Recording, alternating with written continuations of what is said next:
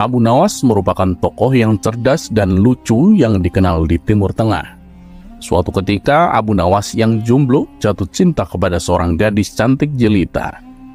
Abu Nawas memang tergila-gila dengan gadis cantik, pintar, serta termasuk wanita yang ahli ibadah itu.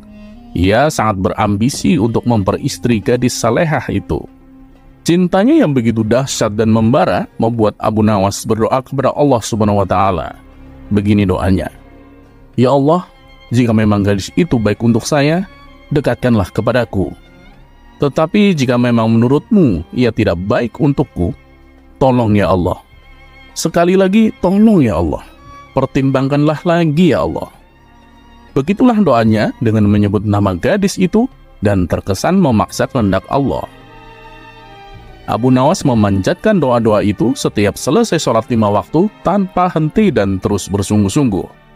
Selama berbulan-bulan, ia menunggu tanda-tanda dikabulkan doanya. Berjalan lebih 3 bulan, Abu Nawas merasa doanya tak kunjung dikabulkan Allah. Lalu Abu Nawas pun mulai introspeksi diri. Mungkin Allah tak mengabulkan doaku karena aku kurang pasrah atas pilihan jodohku. Kemudian Abu Nawas pun bermunajat lagi, tapi kali ini ganti strategi. Doa itu tidak diembel-embeli spesifik pakai nama si gadis cantik, apalagi sampai memaksa Allah mengabulkan doanya. Ia lalu berdoa, "Ya Allah, berikanlah istri yang terbaik untukku." Berbulan-bulan ia terus memohon kepada Allah. Namun Allah tak juga mendekatkan Abu Nawas dengan gadis pujaannya. Bahkan Allah juga tidak mempertemukan Abu Nawas dengan wanita yang mau diperistri. Lama-lama ia mulai khawatir juga. Akhirnya ia memutar otak lagi bagaimana caranya berdoa dan bisa cepat terkabul. Abu Nawas memang manusia cerdas. Ia tak kehabisan akal. Ia pun merasa perlu sedikit diplomatis kepada Allah. Ia pun mengubah doanya. "Ya Allah, kini aku tidak minta lagi untuk diriku. Aku hanya meminta gadis sebagai menantu ibuku yang sudah tua dan sangat aku cintai ya Allah. Sekali lagi ya Allah, bukan untukku, maka berikanlah ibuku menantu." Begitulah doa Abu Nawas. Dasar Abu Nawas, pakai membawa nama ibunya segala. Padahal permintaannya itu tetap saja untuk dirinya. Padahal Allah Maha Tahu, tidak perlu diakali. Tapi barangkali karena keikhlasan dan keluguan Abu Nawas tersebut, Allah pun menjawab doanya. Akhirnya Allah menakdirkan wanita cantik dan soleha itu menjadi istri Abu Nawas. Kisah selanjutnya. Memiliki istri adalah ujian. Jika istri kita cantik, maka letak ujiannya ada pada bagaimana menasehatinya agar senantiasa menjaga kecantikan itu dari fitnah. Dan jika tak bisa disebut cantik, maka tugas seorang suami adalah menasehatinya agar senantiasa bersabar dan mencintainya dengan tulus. Bahwa Allah Ta'ala tak melihat fisik, melainkan apa yang ada di dalam hati. Abu Nawas memiliki istri yang amat cantik. Ia adalah kembang desa. Karenanya, berhasil mempersuntingnya adalah karunia, sekaligus ujian. Karunia sebab tak semua lelaki sekelasnya mendapatkan istri secantik itu. Dan ujian sebab ia harus menghadapi makar dan godaan laki-laki mata keranjang di kampungnya. Dan benar saja, setelah menikah dengan Abu Nawas beberapa bulan, istrinya pulang dari pasar seraya menekuk wajah dan murung. Sang suami pun mendekatinya seraya bertanya, "Apa yang terjadi, Adinda? Mengapa wajahmu sekejut itu?" Sang istri pun mengisahkan apa yang dialaminya. Katanya, dimanapun ia berada, selalu saja ada laki-laki yang menggodanya. Saat pergi belanja ke pasar, silaturahim, ataupun keperluan di tempat lainnya. Mendengar penuturan istrinya, Abu Nawas tak menjawab. Selepas memberikan perhatian secukupnya, Abu Nawas pun segera undur diri. Rupanya, Abu Nawas menemukan solusi untuk mengatasi laki-laki yang menggoda istrinya. Ia pun pergi ke pasar untuk membeli ubi-ubian dan bahan makanan lainnya. Usai berbelanja, Abu Nawas pun langsung mempersiapkan undangan sembari memasak hidangan. Ia mengundang semua laki-laki di kampungnya. Sebab yang mengundang adalah Abu Nawas dan di rumahnya ada sosok wanita yang cantik, laki-laki di kampungnya pun berbondong-bondong menghadiri undangan. Sesampainya di rumah Abu Nawas, dihidangkanlah makanan dari umbi-umbian yang telah diberi warna merah, hitam, coklat, putih, dan sebagainya. Tak perlu waktu lama, para tamu pun langsung menikmati hidangan dengan antusias. Mereka juga berhasrat menikmati makanan dengan warna yang berbeda. Ternyata dari banyak warna itu, rasanya sama saja. Hingga mereka pun saling berbisik, menanyakan rasa hidangan yang dimakan. Lama mereka berada di rumah itu, dan hidangan pun hampir habis. Salah satu di antara mereka memberanikan diri untuk bertanya kepada Abu Nawas. Abu Nawas, kami kan sudah lama di sini, namun kau tak menyampaikan apapun. Jadi apa tujuanmu mengumpulkan kami? Belum juga dijawab, ada orang lain yang menambahkan pertanyaan. Terus, kenapa makanan yang kau hidangkan ini rasanya sama semua, padahal warnanya tuh beda-beda? Setelah menghirup nafas sejenak, Abu Nawas pun angkat bicara. Saudara-saudaraku, ketahuilah, aku mengundang kalian hanya untuk menikmati hidangan ini. Dan makan yang berwarna-warna yang kalian makan itu seperti istri-istri kita. Saat Abu Nawas berhenti, sebagian orang yang sering menggoda istri Abu Nawas pun mulai memahami maksud diundangnya mereka. Memang kita akui bentuk fisiknya itu beda-beda. Pungkasnya diiringi kepergian beberapa orang yang merasa tertipu. Tapi ya mereka kan sama-sama wanita, rasanya kan juga sama. Dan setelah kejadian itu, istri Abu Nawas pun kini tidak lagi diganggu oleh laki-laki lain. Kisah selanjutnya. Pada kisah sebelumnya, kita sama-sama sudah mengetahui bahwa Abu Nawas mempunyai istri yang sangat cantik. Bagaimana tidak? Istrinya adalah kembang desa yang pernah menjadi rebutan di kampungnya. Dan meskipun sudah diperistri oleh Abu Nawas, para pria masih saja menggodanya. Hingga akhirnya Abu Nawas pun mengerjai mereka. Walhasil para pria tersebut menjadi kapok berurusan dengan Abu Nawas. Dan ternyata kejadian itu terulang kembali. Kala itu ada saudagar kaya dari negeri seberang datang ke kota Baghdad untuk berniaga. Saudagar tersebut terkenal dengan mata keranjangnya, sehingga apabila melihat wanita cantik, ia berusaha untuk memilikinya. Suatu ketika, tanpa sengaja, ia melihat istri Abu Nawas yang sedang berjalan pulang dari pasar. Si saudagar tersebut sangat terpesona melihat kecantikannya. Segera saja si saudagar itu mencari tahu siapa gerangan wanita yang baru saja dilihatnya. Setelah bertanya kepada warga setempat, barulah ia mengetahui bahwa wanita itu adalah istri Abu Nawas. Tanpa menunggu lama, ia segera mendatangi rumah Abu Nawas. Setibanya di sana, terlihat Abu Nawas sedang duduk santai di depan rumah. "Hei, kamu Abu Nawas itu kan?" tanya si saudagar. "Iya, bener. Anda ini siapa ya?" tanya Abu Nawas. "Kenalin, aku saudagar yang paling kaya dari negeri seberang," jawab si saudagar. "Oh, dari mana kau tahu namaku? Padahal aku nggak mengenalmu. Terus apa keperluanmu datang kemari?" tanya Abu Nawas kembali. "Begini Abu Nawas, aku perhatikan kehidupanmu itu susah. Rumahmu juga kecil dan jelek lagi. Aku punya tawaran untukmu supaya hidupmu menjadi kaya," kata si saudagar. "Oh ya? Apa itu tawarannya?" tanya Abu Nawas. "Begini, istrimu kan cantik. Kasihan dia tinggal di rumah jelekmu ini.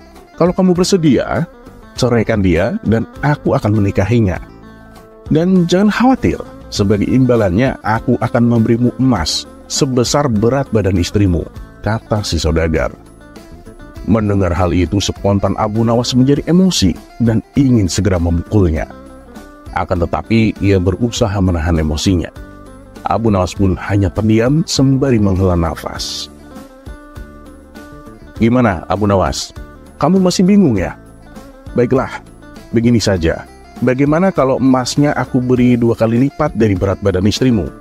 tanya si saudagar.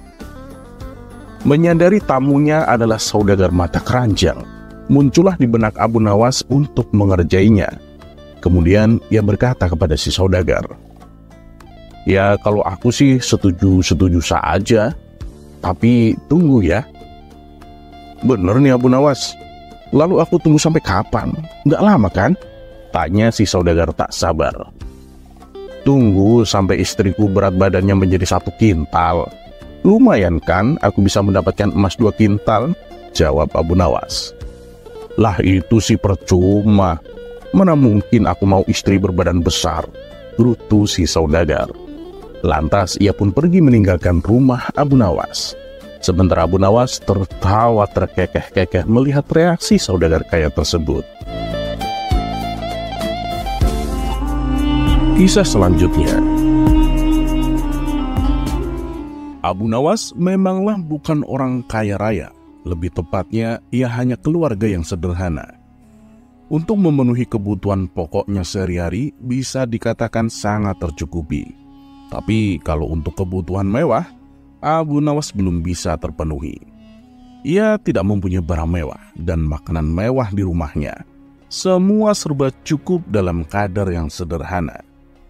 Namun nasib apes menimpa Abu Nawas. Tidak ada hujan, tidak ada angin. Sang istri tiba-tiba minta dibelikan kalung.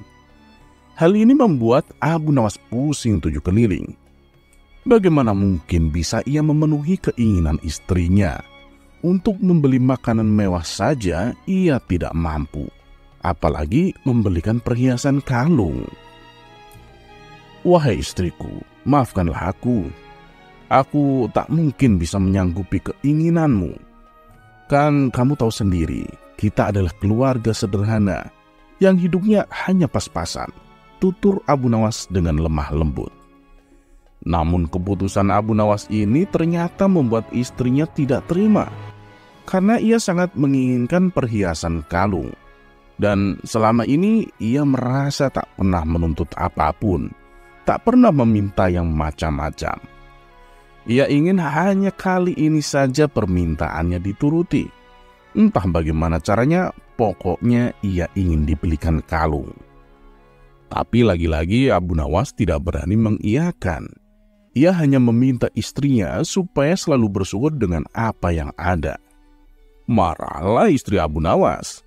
Ia terus ngomel dan memarahi suaminya. Tak tahan dengan omelan sang istri, Abu Nawas lalu pergi meninggalkan rumah. Istrinya yang masih marah kepada Abu Nawas berniat membalas dengan memasak sop yang sangat pedas. Saat malam tiba, Abu Nawas pun pulang. Sang istri berpura-pura tersenyum hangat menyambut kedatangannya. Abu Nawas lalu diajaknya duduk di meja makan. Kemudian sang istri menghidangkan sop yang pedas tersebut. Melihat sikap istrinya yang sudah tidak marah lagi, Abu Nawas tersenyum ceria. "Kamu memang istri yang solihah," puji Abu Nawas. Tapi sungguh malang, sang istri lupa dengan jebakannya sendiri. Ia menyendok sop pedas itu ke dalam piringnya dan memakannya.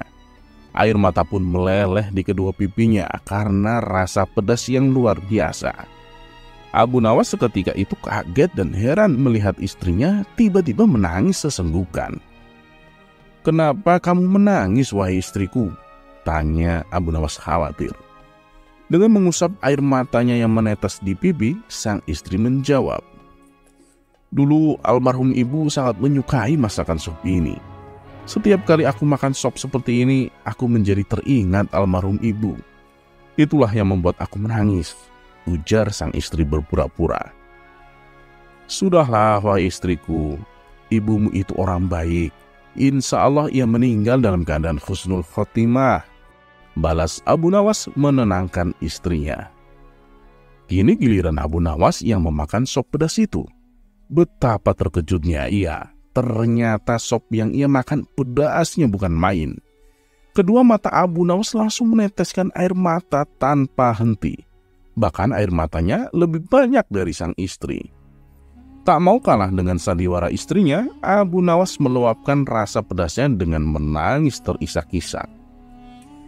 "Kenapa kamu menangis, wahai suamiku?" tanya sang istri heran. Aku juga teringat almarhum ibumu. Kenapa ia mati meninggalkanmu tanpa mengajak dirimu? Jawab Abu Nawas.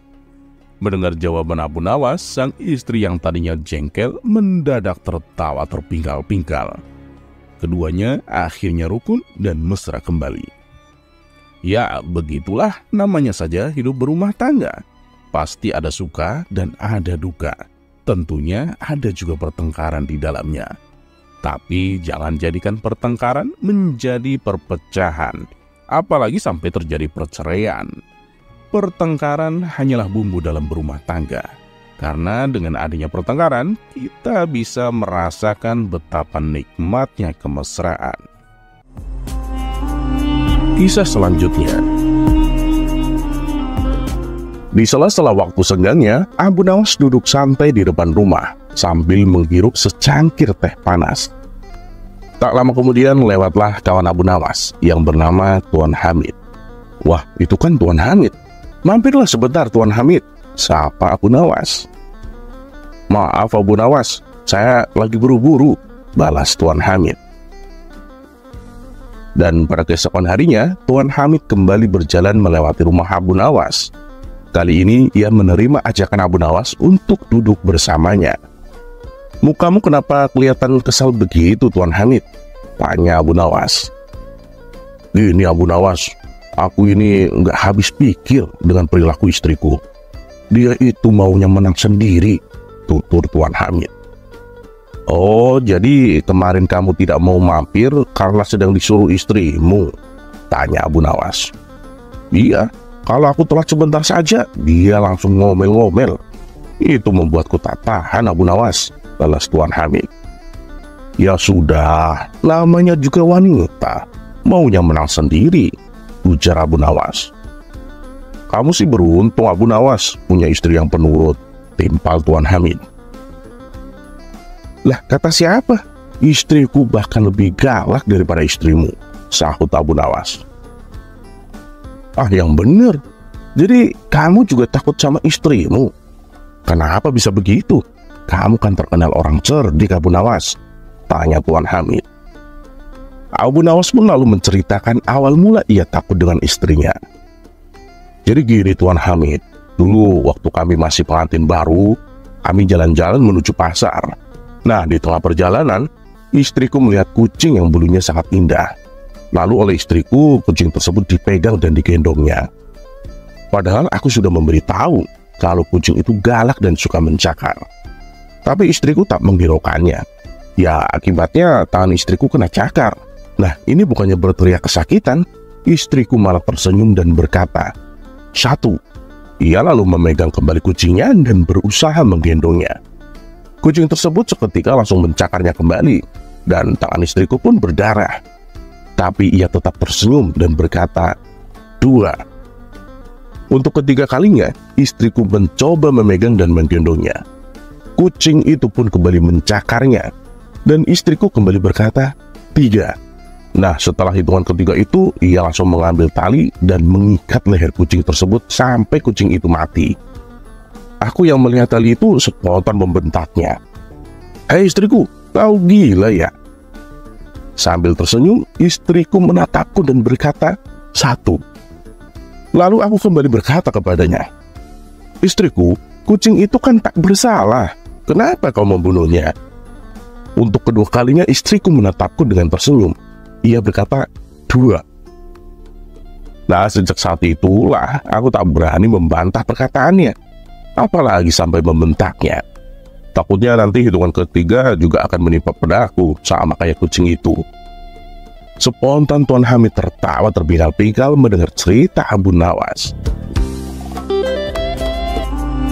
Kisah selanjutnya. Abu Nawas mempunyai kebiasaan pulang pada larut malam. Hal tersebut membuat istrinya jengkel. Karena dinilai sudah sangat kelewatan, sang istri merasa cemburu. Akhirnya ia membuat rencana untuk memberikan hukuman kepada Abu Nawas. Istrinya berencana mengerjai suaminya untuk membuatnya jera. Pada suatu malam yang sudah larut, ketika Abu Nawas belum pulang ke rumah, sang istri menunggu Abu Nawas dengan memegang sebatang tongkat pemukul. ia berencana menjebak suaminya dengan berpura-pura mengiranya pencuri, lalu memukulinya. Waktu sudah semakin larut, Abu Nawas juga belum pulang. Sang istri yang sudah merasa sangat mengantuk tiba-tiba dikejutkan oleh suara yang datang dari balik jendela rumah. Sang istri yang sudah siaga dengan tongkat pemukulnya mengira itu adalah suaminya, Abu Nawas. Ia langsung bergegas mendekati jendela dan bersiap untuk memukul. Pada saat itu keadaan di rumah Abu Nawas gelap. Istrinya sengaja mematikan semua lentera. Tiba-tiba dari jendela masuk seorang laki-laki.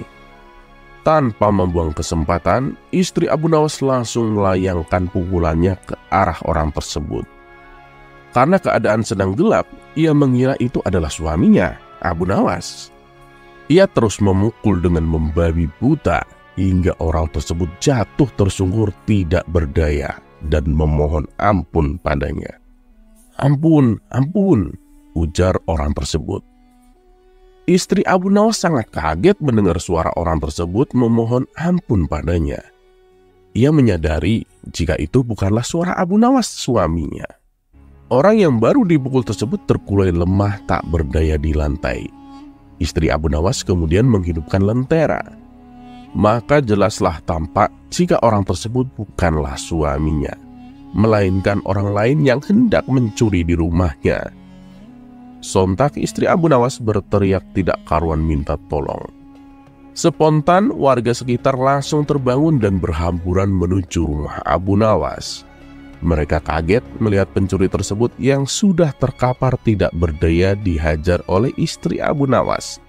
Mereka kemudian langsung meringkusnya.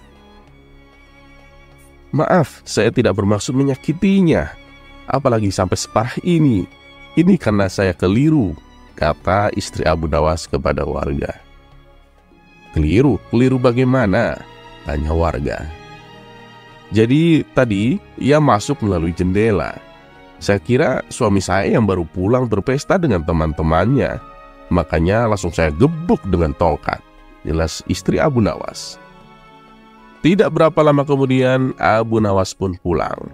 Ia kaget, wajahnya menjadi pucat melihat banyak orang di rumahnya. Ia langsung berlari mendekati kerumunan warga di rumahnya dan mengira telah terjadi sesuatu pada istrinya.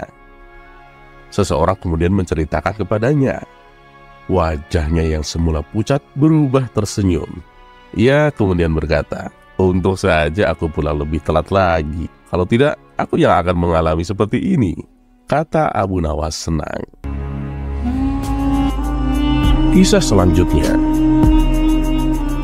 Sungguh sial nasib Abu Nawas karena seringnya begadang sampai lupa waktu. Kini ia dilarang istrinya keluar rumah. Jangankan tongkrongan malam, di saat siang hari pun tidak diperbolehkan. Kalau sampai melanggar larangan tersebut, istrinya mengancam akan pulang ke rumah orang tuanya. Akhirnya dengan berat hati Abu Nawas pun menuruti perkataan istrinya. Tapi Abu Nawas tak diragukan lagi sejuta akal cerdiknya. Ia bisa keluar nongkrong tanpa harus melanggar larangan istrinya itu. Berikut kisah lengkapnya. Sudah seminggu, Abu Nawas diam di rumah menuruti keinginan istrinya. Abu Nawas pun mulai terlihat jenuh dengan suasana di dalam rumah. Dan untuk mengusir kejenuhannya, Abu Nawas melakukan aktivitas membelah kayu-kayu yang ia dapatkan dari hutan. Suatu hari sang istri berkata kepadanya, "Suamiku, rasanya aku ingin makan daging ayam. Cobalah kau ke pasar beli daging ayam." Pucuk dicinta ulam pun tiba. Kesempatan ini tak disia-siakan oleh Abu Nawas. Ia pun segera mengabulkan permintaan istrinya. "Tapi awas, jangan sampai torongan dengan kawan-kawanmu," ancam sang istri. Maka pergilah Abu Nawas ke pasar. Di tengah perjalanan, ujian mulai datang kepadanya. Ia bertemu dengan sahabatnya. Abu Nawas, kok sekarang jarang kelihatan? Kami sudah kangen loh dengan cerita-ceritamu," kata sahabatnya. "Iya nih, akhir-akhir ini aku ada kesibukan yang gak bisa aku tinggalkan," balas Abu Nawas berpura-pura. "Oh gitu, Nah, ini kan mumpung kamu bisa keluar. Ayo kita ngumpul di warung. Di sana sudah banyak kawan kita menunggu, ajak sahabatnya. Awalnya Abu Nawas langsung menolak. Ia teringat akan mandat sang komandan. Tapi karena terus-terusan didesak, ia pun akhirnya ikut juga. Sesampainya di warung, Abu Nawas disambut hangat oleh kawan-kawannya. Lalu mereka ngobrol ngalor ngidul dengan diselingi canda tawa. Karena saking asiknya ngobrol, Abu Nawas pun sampai lupa waktu. Dan ketika waktu sudah menjelang sore, ia baru teringat akan pesan sang istri. Waduh, celaka nih. Bisa-bisa istriku ngambek pulang ke rumah orang tuanya. Mana aku belum beli ayam lagi, kata Abu Nawas dalam hati. Abu Nawas, kenapa kok kamu kelihatan gelisah begitu? Tanya kawannya. Aku lupa belum beli ayam. Kira-kira jam segini masih ada yang buka nggak ya? Kata Abu Nawas kebingungan. Oh, gak usah khawatir Abu Nawas. Aku punya banyak ayam di rumah, balas kawannya. Yaudah, ayo ke rumahmu sekarang, timpal Abu Nawas. Setelah berhasil mendapatkan ayam, Abu Nawas masih terlihat gelisah. Ia pun terus memutar otaknya supaya sang istri tidak jadi marah. Tiba-tiba muncullah ide yang cemerlang. Abu Nawas yang tadinya membeli 1 ekor ayam, kini ditambah menjadi 4 ekor. Kamu serius Abu Nawas? Terus gimana cara kamu membawanya? Tanya kawannya. Kan aku bisa minta bantuanmu. Aku bawa 2 ayam, terus kamu juga bawa 2. Jawab Abu Nawas. Kawannya pun setuju dan ikut membawakan ayamnya. Setelah mereka berdua sudah dekat dengan rumah Abu Nawas, Abu Nawas meminta kepada kawannya untuk melepaskan ayam yang dibawanya itu. Nah sekarang kamu langsung pulang aja, jangan sampai istriku melihatmu. Bisa bahaya nanti, kata Abu Nawas. Kemudian Abu Nawas mulai menggiring ke-4 ayam tersebut dengan menggunakan tongkat kayu. Ketika akan memasuki halaman rumah, Abu Nawas berteriak. Ayo, cepetan jalan. Sebentar lagi sudah nyampe rumah. Mendengar ada suara teriakan suaminya, istri Abu Nawas pun segera keluar. Rupanya sang istri sudah sangat emosi dan sudah mengemasi baju-bajunya untuk pulang ke rumah orang tuanya. Tapi begitu melihat Abu Nawas menggiring ayam, ia malah tertawa dan tak jadi marah. Waduh, suamiku bawa ayam kok digiring.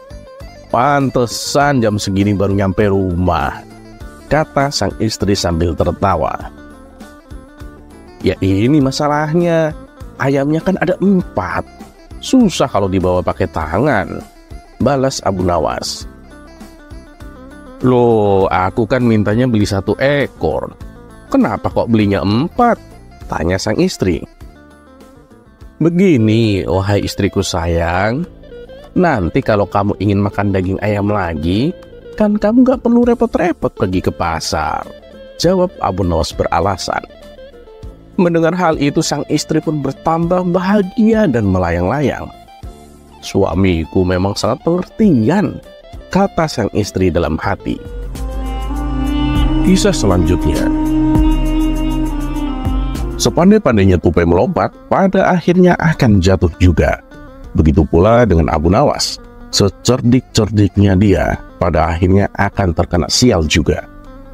Kisah ini bermula saat Abu Nawas diundang ke istana oleh Baginda Raja. Rupanya Baginda Raja sudah mempersiapkan tantangan yang membuat Abu Nawas kewalahan. Karena gagal menjalankan tantangan, Abu Nawas akhirnya mendapatkan hukuman. Dan hukumannya adalah berupa 1 bulan penjara.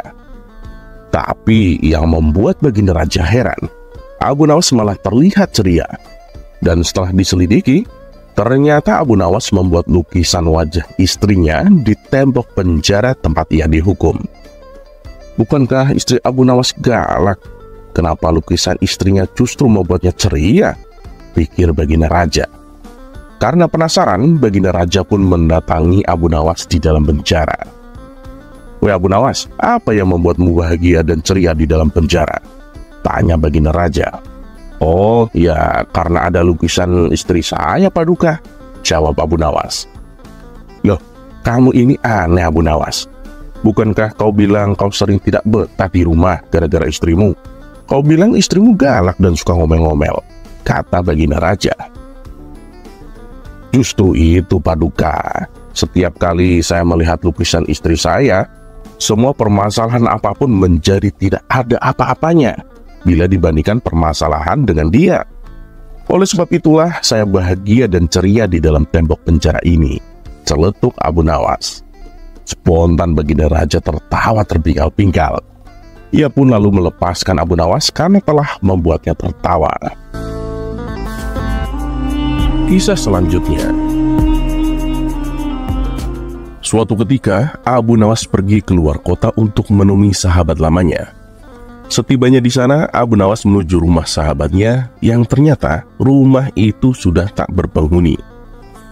Karena tak ingin perjalanannya menjadi sia-sia, Abu Nawas terus mencari keberadaan sahabat lamanya. Ia pun bertanya kepada orang di sekitar yang kebetulan melintas. Maaf kawan, apakah tahu kemana pindahnya orang yang menghuni rumah ini? Dia itu sahabatku, dan aku ingin menemuinya, tanya Abu Nawas. Wah, dia sekarang mah sudah pindah. Dia sudah menjadi saudagar kaya. Tak mungkinlah mau menempati rumah yang kecil dan kumuh seperti itu, jawabnya. Lalu orang tersebut menunjukkan alamat baru sahabatnya. Maka pergilah Abu Nawas menuju alamat yang ditunjukkan. Sesampainya di sana, betapa terkejutnya Abu Nawas. Sahabat lamanya kini menempati rumah yang megah dan indah. Abu Nawas kemudian mengetuk pintu dan mengucapkan salam. Saat sahabatnya membukakan pintu, ia langsung kegirangan melihat kedatangan Abu Nawas. Silakan masuk Abu Nawas, silakan. Anggaplah rumah sendiri, sambut sahabatnya penuh sukacita. Wah, kamu hebat ya sekarang, sudah menjadi saudagar kaya. Rumahmu juga besar dan megah, puji Abu Nawas. Ya, alhamdulillah Abu Nawas, ini semua berkat doa dan kerja kerasku, balas sahabatnya.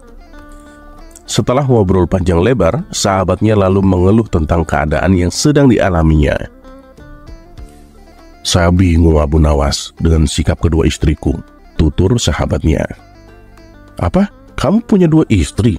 Luar biasa.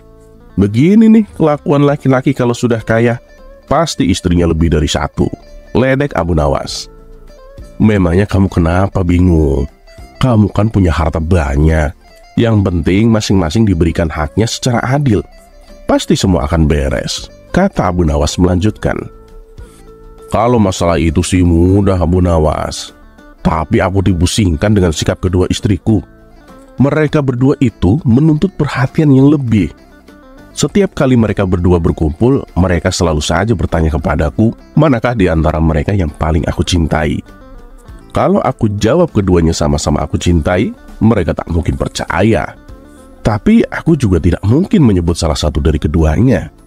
Yang ada nanti mereka berdua malah menjadi bertengkar dan menuduhku tidak adil, kata sahabatnya mengadu. Abu Nawas selalu mengatakan bahwa keadilan memang tidak sama dengan perlakuan yang sama, sekalipun misalnya memberi barang yang sama persis. Sahabatnya itu kemudian mendesak Abu Nawas. Bagaimana caranya Abu Nawas agar kedua istriku tak lagi bertanya kepadaku mana yang lebih aku cintai dari keduanya? Kemudian Abu Nawas memberi saran agar kedua istrinya masing-masing diberi batu berwarna biru secara terpisah. Bilang sama kedua istrimu supaya merahasiakannya. Sekarang temuilah mereka di kamarnya masing-masing, perintah Abu Nawas. Sahabatnya itu segera menuruti saran daripada Abu Nawas. Satu persatu ia memasuki kamar istrinya dan memberikan batu berwarna biru. Wahai istriku, tolong ya, jaga rahasia ini dan simpan rapat-rapat batu ini. Jangan sampai ada yang tahu. Pesan sahabatnya kepada istri pertama dan istri kedua secara terpisah. Setelah selesai menjalankan perintah tersebut, sahabatnya lalu kembali menemui Abu Nawas. Saranmu sudah aku lakukan Abu Nawas. Kemudian apa lagi yang harus aku kerjakan? Tanya sahabatnya.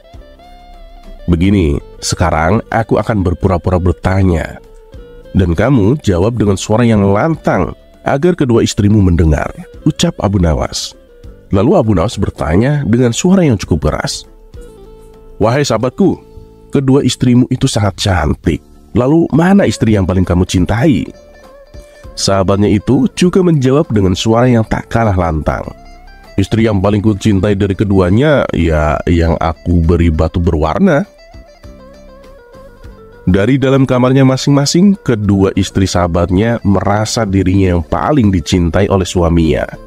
Dan sejak itu, mereka tak pernah lagi bertanya, siapa dari mereka yang paling dicintai oleh suaminya.